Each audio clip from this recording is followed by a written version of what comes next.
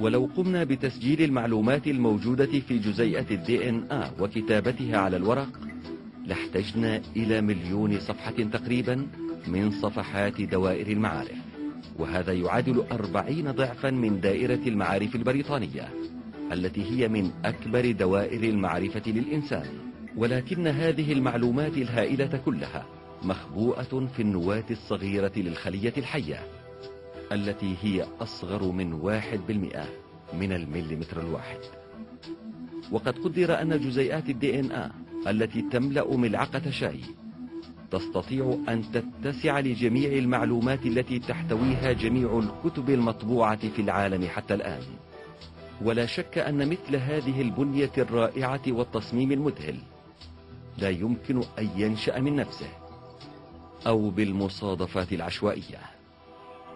إن نظرية التطور التي تحاول إرجاع جميع الكائنات الحية إلى المصادفات تبقى عاجزة عجزا مطلقا أمام الترتيب المذهل لجزيئات DNA. من الواضح أن البروتينات وجزيئات DNA والخلايا وجميع الأحياء ليست إلا نتيجة وأثرا لخلق في درجة الكمال. وما دام هناك مثل هذا الخلق المذهل والكامل فلا بد أن هناك خالقا متصفا بالقدرة وبالعلم المطلق اللانهائي. إن الإنسان عندما يتأمل أي كائن حي في الطبيعة يرى مدى عظمة الخالق، فكل كائن حي من ملايين الأحياء الموجودة في الطبيعة أنموذج من نماذج الفن الرائع والجمال الفني البديع. فهذه الأحياء تشير إلى خالقها وتعرفنا به، وتشير إلى الله تعالى خالق السماوات والأرض وما بينهما. ولله في كل تحريكة وتسكينة أبدا شاهد، وفي كل شيء له آية تدل على أنه واحد.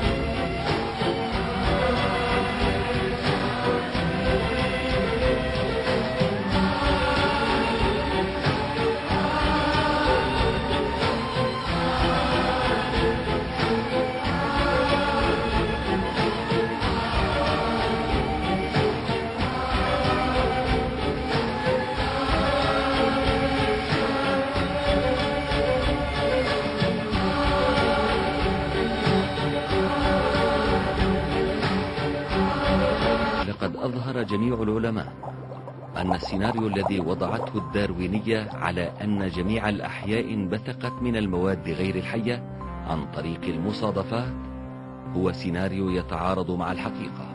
كما أظهروا عدم وجود أي آلية تستطيع القيام بتحويل الكائن ذي الخلية الواحدة إلى كائن معقد ومتعدد الخلايا لتتفرع هذه الكائنات الحية إلى ملايين الأنواع.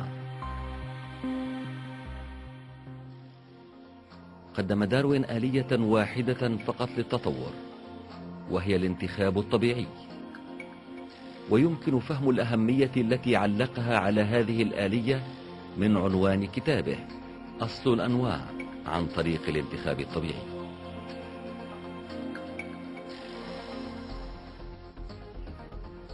ويستند الانتخاب الطبيعي إلى فكرة بقاء الكائنات الأصلح والأكثر تلاؤما مع الظروف الطبيعية المحيطة بها.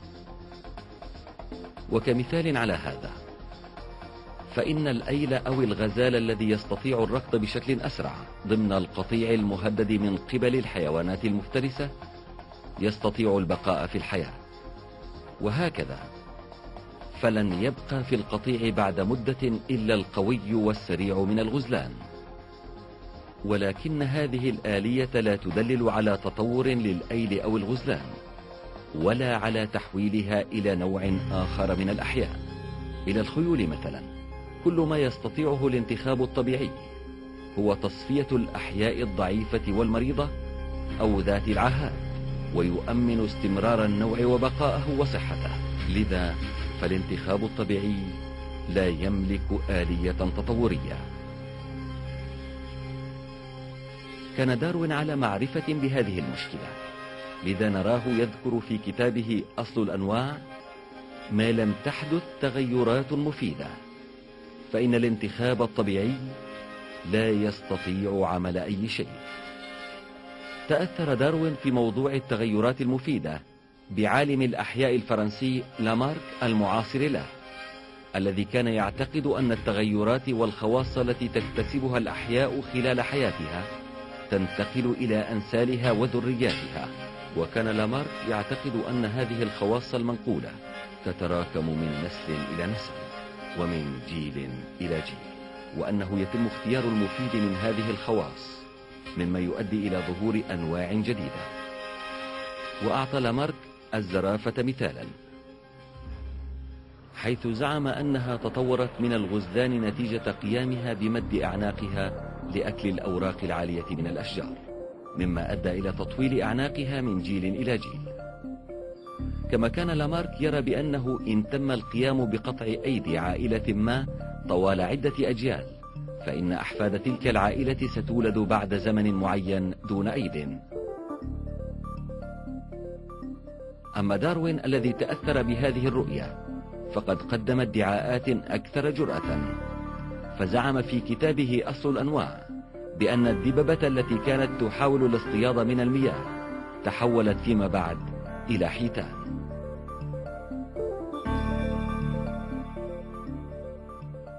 هذا علما بأن لامارك وداروين كانا على خطأ، وذلك لأن ما ادعياه كان مخالفا لأهم القوانين البيولوجية، لأن علوما عديدة مهمة كعلوم الجينات أو الماكروبيولوجي وعلم الكيمياء الحيوية لم تكن موجودة آنذاك،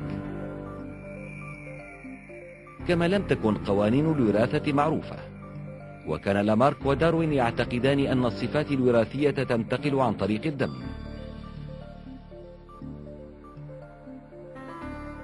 وفي هذا الجو من التخلف العلمي في ذلك العصر، فإن السيناريوهات الداروينية المستندة إلى الخيال والبعيدة عن الحقيقة لم تكن جادة على رغم تلك الأصداء الواسعة التي لاقتها دعوى داروين.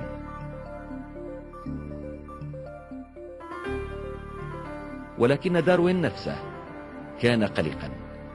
لماذا؟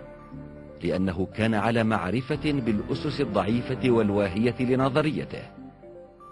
لذا نراه يقول في الفصل الناقص عن مشاكل النظرية من كتابه قائلا: إن تبينت استحالة تكون عضو معقد نتيجة لتراكم تغيرات صغيرة فإن نظريتي ستنهار لا محالة. تحققت مخاوف داروين بعد سنوات قليلة من وفاته، فقوانين الوراثة التي اكتشفها عالم النبات النمساوي جورج مينون هدمت ادعاءات داروين ولامارك بشكل واضح وصريح.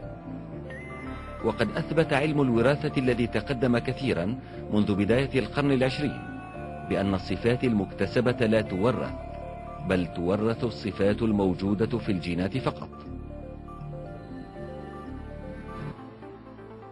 وهكذا فقد تبين بأن الزعم بأن الصفات المكتسبة في أثناء الحياة تنتقل من جيل إلى جيل وتكون سببا في تكوين أنواع جديدة شيء مستحيل.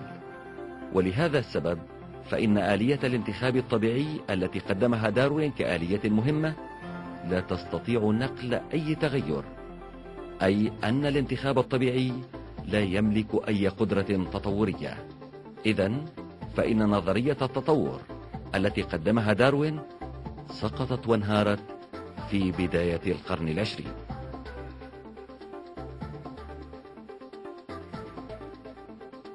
ولم تفلح الجهود التي بذلها أنصار التطور طوال القرن العشرين إلا في البرهنة على عدم امتلاك الانتخاب الطبيعي أي قدرة تطورية. وقد اعترف العالم الباثيولوجي الإنجليزي كولين باترسون بهذه الحقيقة، وهو من أنصار التطور، فقال: لم يستطع أحد تطوير نوع جديد بآلية الانتخاب الطبيعي، بل لم يستطع أحد حتى من الاقتراب من هذا، وهذا أهم موضوع يجري حوله النقاش في الداروينية الجديدة.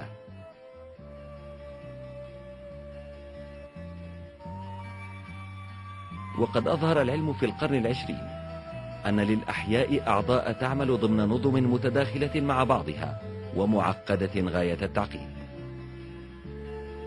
ولو كان هناك نقص في أي عضو أو في أي جزء من أي عضو لما استطاعت هذه الأعضاء وهذه النظم العمل وأداء مهماتها، وهذه التي يطلق عليها تعبير الصفات غير القابلة للاختزال، تثبت بأن هذه الأعضاء وهذه البيئة ظهرتا معا في الوقت نفسه دون أي نقص. وهذه الحقيقة قوضت تماما الصروح الوهمية التي شيدتها نظرية داروين، والتي تقول بأن الأحياء تطورت نتيجة تغيرات طفيفة ضمن شريط طويل من الزمن. بعد أن تبين بأن آلية الانتخاب الطبيعي التي قدمها داروين لا تملك أي خاصية تطورية، فقد دفع هذا أنصار التطور إلى إجراء تغيير جذري في النظرية، فأضافوا إلى جانب الانتخاب الطبيعي آلية أخرى هي آلية الطفرة.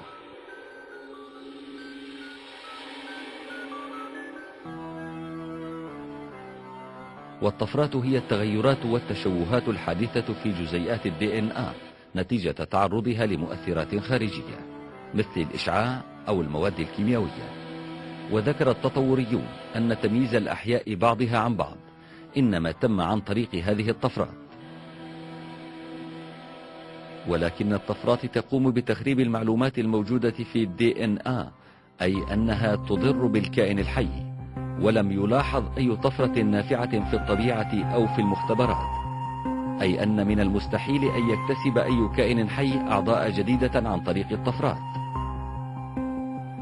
فلا تستطيع الطفرات مثلا إضافة جناح إلى أي حيوان زاحف، ولا إهداء عين إلى كائن حي لا عين له.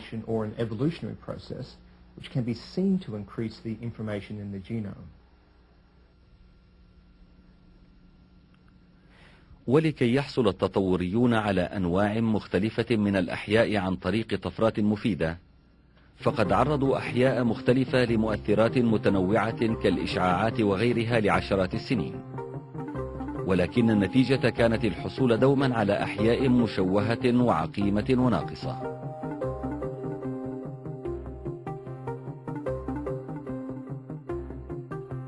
إن الطفرات تقوم بتخريب الشفرات الدقيقة المذهلة لجزيئات DNA للكائن الحي وتحوله إلى مخلوق مشوه.